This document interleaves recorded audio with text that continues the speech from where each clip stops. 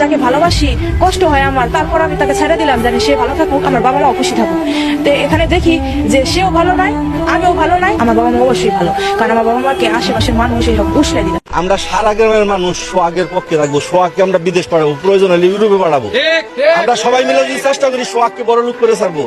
আর লামিসাকে যদি লামিসার বাবা মেনে না নেয়, আমরা 100 লোক দাঁড়িয়ে আছি লামিকে মেয়ে হিসাবে স্বীকৃতি দিব। আমার মেয়ের মতো থাকবে সে, এইরকম 100 লোকের স্বীকারোক্তি দিচ্ছে যে আমাদের কোর্টে ইউনিয়নে যে লামিসা আমার মেয়ের মতো। লামিসার মতো মেয়েকে নিয়ে গর্ববোধ করা যায়, লামিসার মতো মেয়ে ছেলের বউকে নিয়ে আমরা গর্ববোধ করি।